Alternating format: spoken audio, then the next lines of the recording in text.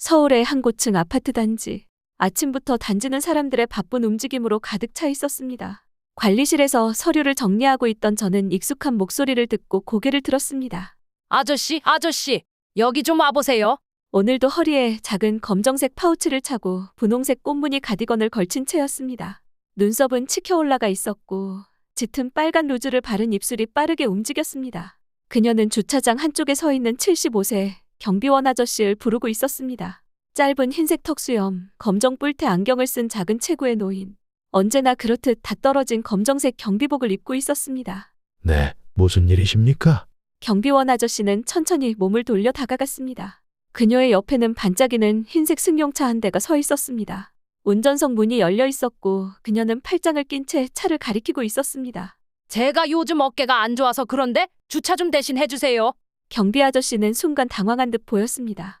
그의 입가가 살짝 떨리는 것이 느껴졌습니다. 죄송하지만 차량 운전은 제 업무 범위에 포함되지 않습니다. 네? 부녀 회장의 눈썹이 더욱 치켜 올라갔습니다. 아니, 제가 운전하라고 하면 그냥 하면 되잖아요. 뭘 그렇게 따지세요? 경비 업무에 차량 운전은 포함되지 않습니다. 사고라도 나면 책임질 수 없습니다. 저는 그의 단호한 목소리에 순간 놀랐습니다. 늘 조용하고 순종적이기만 했던 그가 처음으로 단호한 태도를 보였기 때문이었습니다. 그러나 부녀 회장은 그런 태도가 마음에 들지 않는 듯했습니다. 지금 저한테 말 대답하시는 거예요. 정비 아저씨는 고개를 숙였지만 그의 태도는 변함이 없었습니다. 죄송합니다. 순간 주차장에 있던 몇몇 주민들의 시선이 이쪽으로 향했습니다. 저는 숨을 죽이고 그 광경을 지켜보았습니다. 부녀 회장은 한숨을 내쉬며 운전석에 다시 올라탔습니다. 그러더니 핸들을 잡고 주차 구역으로 차를 밀어 넣었습니다. 그러나 그녀의 움직임은 다소 거칠었습니다. 타이어가 주차선에서 벗어났고 차체가 역한으로 넘어가 있었습니다. 아, 정말 어깨 아파서 핸들 돌리는 것도 힘들다니까. 그녀는 짜증이 가득한 얼굴로 차에서 내렸습니다. 그러더니 다시 경비 아저씨를 바라보며 말했습니다. 이렇게 대충 되면 어떻게 해요? 다시 제대로 주차해 주세요. 경비 아저씨는 가만히 서 있었습니다. 그의 얼굴에는 곤란한 기색이 역력했습니다. 부녀 회장님, 제가 주차를 대신해 드릴 수는 없습니다. 그 순간 부녀 회장은 완전히 화가 난 듯 보였습니다. 아니, 제가 시키면 그냥 하면 되는 거예요. 대체 왜 이렇게 말이 많으세요?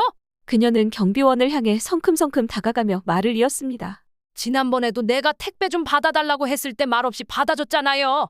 그때는 순순히 하시더니 오늘은 왜 이러세요? 경비 아저씨는 아무 말 없이 그대로 서 있었습니다. 그때 한 주민이 다가오더니 조용히 말을 걸었습니다. 부녀 회장님, 너무 그러시는 거 아닙니까? 부녀 회장은 화가 난 얼굴로 고개를 돌렸습니다. 뭐가요? 경비원님께 주차까지 부탁하는 건 무리 아닙니까? 그리고 본인이 직접 대셨잖아요. 본인이 직접 대긴 했지만 저렇게 삐뚤어졌잖아요. 이렇게 서 있는 경비가 도와주는 게 당연한 거 아니에요? 당연한 건 없습니다. 경비 아저씨도 정해진 업무가 있는데요. 그 순간 주변에서 웅성거리는 소리가 들려왔습니다. 그러게 저번에도 경비실에서 에어컨 켜는 것도 못하게 하시더니 분리수거도 대신 시키고 이제는 주차까지. 사람들의 시선이 점점 차가워지고 있었습니다. 부녀 회장은 그제야 상황을 파악한 듯했습니다. 그러더니 헛웃음을 지으며 말했습니다. 아, 됐어요. 그냥 내가 다시 대면 되겠네요. 이런 걸 가지고 별일 다 있네. 그녀는 다시 운전석에 올라탔고 몇 번의 시도 끝에 간신히 차를 똑바로 주차했습니다.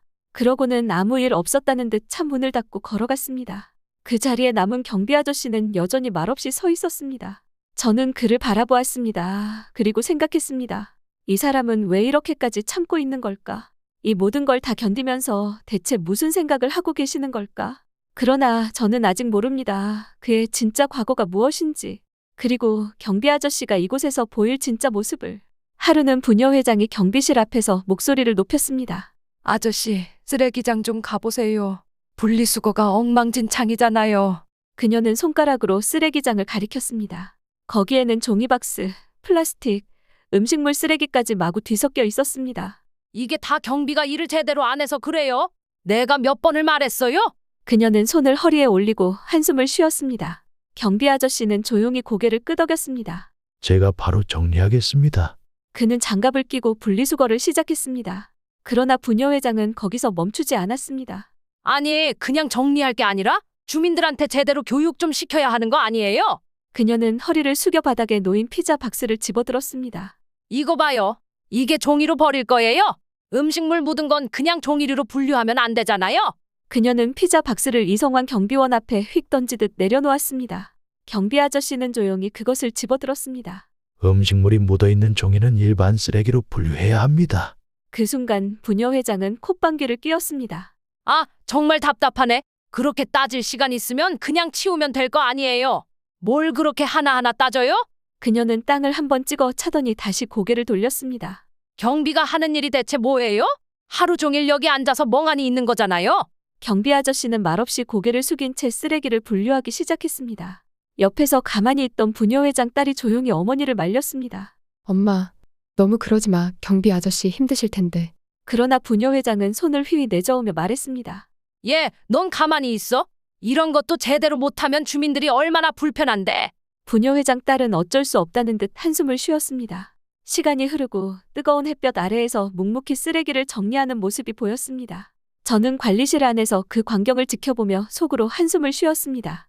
그때 한 주민이 다가오더니 조용히 말을 걸었습니다. 부녀 회장님, 너무 그러시는 거 아닙니까? 부녀 회장은 화가 난 얼굴로 고개를 돌렸습니다. 뭐가요? 경비원님께 분리수거까지 시키는 건 좀 심하지 않습니까?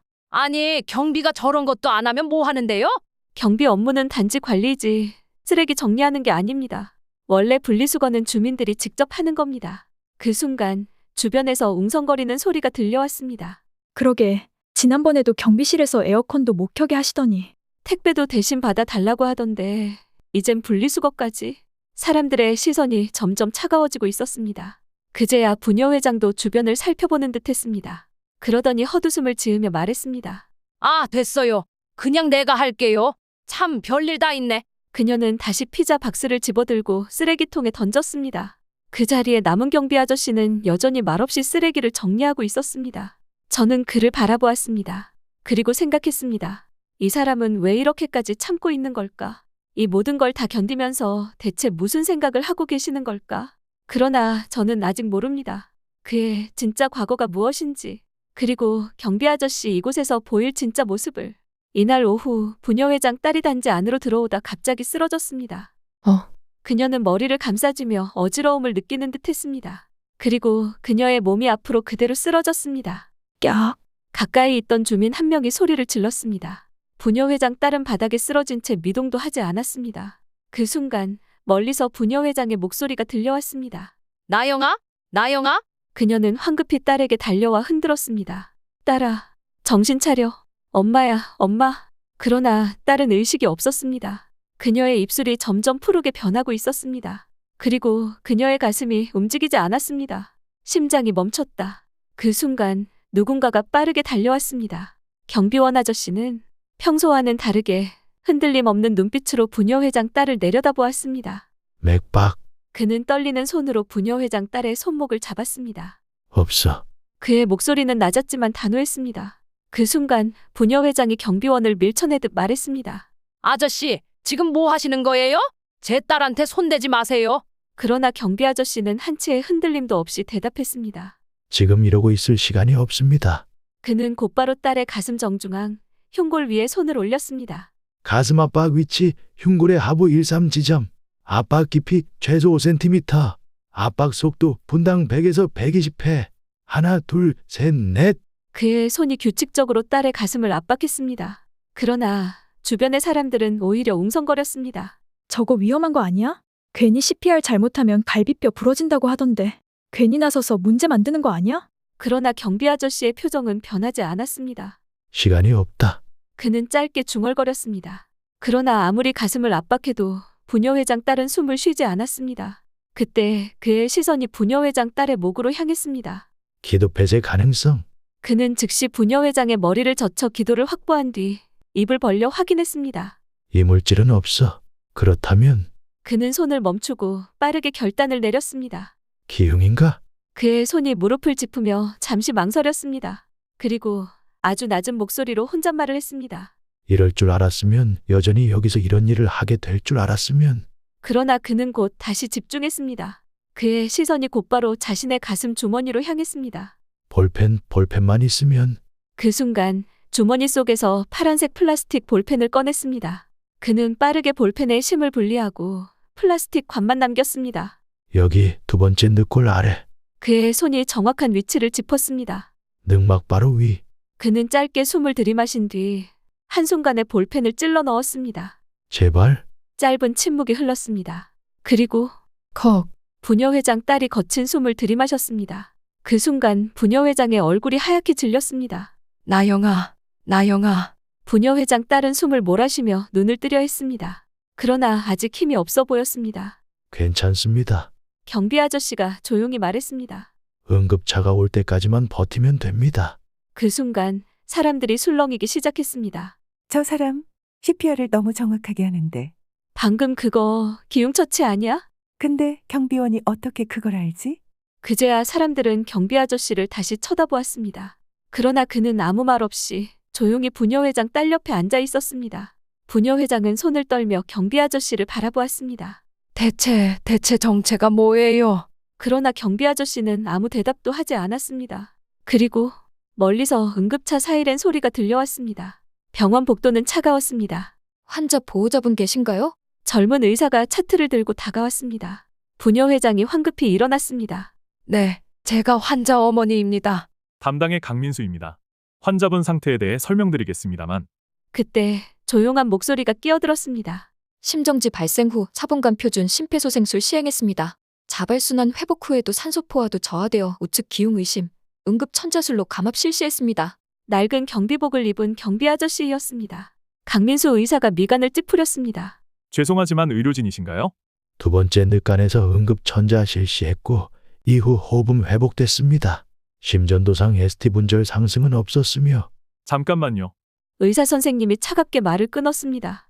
의료인이 아니시라면 이런 전문적인 용어를 사용하시면 안 됩니다. 오히려 환자 보호자분들께 혼란만. 그러나 말끝이 흐려졌습니다. 그는 경비 아저씨의 눈빛을 똑바로 바라보았습니다. 그 손동작은 경비 아저씨가 무의식적으로 하고 있던 의사들 특유의 손 씻기 동작. 20년이 넘도록 수술실에서 몸에 밴 습관이었습니다. 의사 선생님의 눈이 커졌습니다. 차트가 바닥에 떨어졌습니다. 혹시 설마 그의 목소리가 떨렸습니다. 이성환 선생님, 복도에 정적이 흘렀습니다. 중앙대병원 심장외과 최은사님? 부녀회장은 혼란스러운 표정으로 그들을 바라보았습니다. 그 전설적인 심장외과 의사, 신의 손이라 불리시던 의사의 눈에 눈물이 고였습니다. 어떻게 이런 곳에? 경비 아저씨는 묵묵히 서 있었습니다. 기억나십니까? 전공의 시절. 제가 실수로 환자를 위험하게 했을 때 선생님께서 한밤중에 달려오셔서 직접 수술하셨던 그날. 그래 넌 항상 성급했지. 경비 아저씨는 이 처음으로 작은 미소를 지었습니다. 하지만 왜? 의사가 흐느끼듯 물었습니다. 그때 간호사가 급하게 달려왔습니다. 의사 선생님, 방금 확인했는데 환자 최초 응급처치가 정말 완벽했다고 해요. 현장에서 이런 처치는 본 적이 없다고. 의사 선생님 눈에서 눈물이 흘렀습니다. 그야 그러실 수밖에요. 그가 떨리는 목소리로 말했습니다. 이분은 제가 평생 넘을 수 없었던 스승님이시니까요. 무슨 말씀이시죠? 부녀회장의 다리가 휘청거렸습니다. 이분은 20년 전 우리나라 최고의 심장외과 의사셨습니다. 단 한 번의 실패도 없으셨던 그러나 의사 선생님의 표정이 어두워졌습니다. 모르셨군요. 그는 잠시 망설이는 듯하다가 깊은 한숨을 쉬고 말을 이었습니다. 선생님께서는 과거 본인의 아들을 수술하셨습니다. 순간 경비 아저씨의 손이 살짝 떨렸습니다. 그러나 그는 여전히 아무 말도 하지 않았습니다. 그날 교통사고로 응급실에 실려온 소년이 있었습니다. 심각한 흉부 손상이 있었고 수술을 하지 않으면 살릴 수 없는 상황이었죠. 그래서 선생님께서 직접 수술을 집도하셨습니다. 의사 선생님은 는 천천히 말을 이었습니다. 그런데 그의 목소리가 잠시 흔들렸습니다. 결국 그 소년을 살리지 못하셨습니다. 부녀회장은 숨을 삼켰습니다. 그리고 그 아이가 의사 선생님은 조용히 경비 아저씨를 바라보았습니다. 선생님의 외아들이었습니다. 순간 부녀회장은 말을 잃었습니다. 경비 아저씨의 손끝이 가늘게 떨렸습니다. 그러나 그는 여전히 말없이 서 있었습니다. 그 이후 선생님께서는 병원을 떠나셨습니다. 의사 선생님은 깊은 한숨을 쉬었습니다. 의료계를 완전히 떠나셨고 아무도 선생님을 찾을 수 없었습니다. 그는 경비 아저씨를 바라보며 아주 조용히 덧붙였습니다. 그런데 이렇게 다시 뵙게 될 줄은 몰랐습니다. 병원 복도는 정적에 휩싸였습니다. 부녀회장은 멍한 표정으로 그를 바라보았습니다. 그녀가 무시하고 하대하며 사람 취급도 하지 않았던 그 사람이 한때 사람들의 생명을 구하던 위대한 외과 의사였다. 그리고 자신의 딸을 살린 사람이었다. 그녀는 입을 열었지만 어떤 말도 나오지 않았습니다. 그녀가 그동안 했던 모든 말들이, 그에게 퍼부었던 모든 조롱과 비난이 한꺼번에 머릿속을 스쳐 지나갔습니다. 그녀는 조용히 입술을 떨며 그를 바라보았습니다. 저는 너무 몰랐습니다. 그러나 경비 아저씨는 아무 말도 하지 않았습니다. 그는 다만 조용히 돌아서서 천천히 걸어 나갔습니다. 그의 뒷모습은 평소와 같았지만 그를 바라보는 사람들의 시선은 더 이상 예전 같지 않았습니다. 병실 안에는 조용한 숨소리만 들렸습니다. 부녀 회장 딸은 천천히 눈을 떴습니다. 희미한 형광등 불빛이 그녀의 시야를 가득 메웠습니다. 여기 어디죠? 그녀의 목소리는 여전히 약했습니다. 그때 나영아, 부녀 회장이 자리에서 벌떡 일어났습니다. 엄마, 부녀 회장 딸은 어렴풋이 미소를 지었습니다. 그러나 그녀는 곧 주변을 둘러보며 누군가를 찾는 듯 했습니다. 경비 아저씨는요? 부녀 회장은 순간 말을 잃었습니다. 그녀는 딸의 손을 꼭 잡으며 애써 미소를 지었습니다. 괜찮아, 나영아. 내가 깨어났으니 이제 다 괜찮아. 그러나 부녀 회장 딸은 흔들리는 눈빛으로 천천히 다시 물었습니다. 엄마, 아저씨는 어디 계세요? 그 순간 병실 안이 정막에 휩싸였습니다. 부녀 회장은 말없이 고개를 숙였습니다. 그녀의 손끝이 가늘게 떨렸습니다. 그때 병실 문 앞에서 인기척이 들렸습니다. 아, 딸의 얼굴이 환해졌습니다. 경비 아저씨? 그는 조용히 병실 문 앞에 서 있었습니다. 여전히 검정 뿔테 안경을 쓰고 다 낡은 경비복을 입은 채였습니다. 그러나 그를 바라보는 부녀 회장 딸의 눈빛은 달랐습니다. 그녀는 힘겹게 몸을 일으키려 했습니다. 아저씨. 그러나 아직 몸이 불편해 움직이지 못했습니다. 경비 아저씨는 조용히 다가와 그녀의 어깨를 지그시 눌렀습니다. 괜찮습니다. 아직 무리하지 마세요. 그 목소리는 낮고 담담했지만 어딘가 다정했습니다. 그 순간 부녀 회장의 딸의 눈가가 촉촉해졌습니다. 정말 감사합니다. 그녀는 떨리는 손을 모아 조심스럽게 인사했습니다. 아저씨 덕분에 제가 살았습니다. 제가 앞으로 어떻게 해야 이 은혜를 갚을 수 있을까요? 경비 아저씨는 조용히 그녀를 바라보았습니다. 그리고 잔잔한 미소를 지으며 아주 조용히 말했습니다. 앞으로 더 행복하게 살아가시면 됩니다. 순간 부녀 회장 딸의 눈에서 뜨거운 눈물이 흘러내렸습니다. 그녀는 흐느끼듯 작은 목소리로 말했습니다. 네, 그렇게 하겠습니다. 그 장면을 조용히 지켜보던 부녀 회장은 손끝을 꼭 쥔 채 한 걸음 내디뎠습니다. 그녀의 입술이 떨리고 있었습니다. 경비 아저씨. 그녀는 아주 어렵게 그의 이름을 불렀습니다. 경비 아저씨는 천천히 그녀를 바라보았습니다. 그녀는 한동안 아무 말도 하지 못했습니다. 그러나 그녀의 눈에 맺힌 것은 후회와 미안함이었습니다. 그녀는 한 걸음 더 다가와 그동안 단 한 번도 해보지 않았던 행동을 했습니다. 그녀는 고개를 숙였습니다. 그리고 죄송합니다. 그녀의 목소리는 낮았지만 누구보다 깊었습니다. 정말 너무 죄송합니다. 그녀는 두 손을 꼭 모은 채 고개를 숙이고 있었습니다. 제가 그동안 너무 몰랐습니다.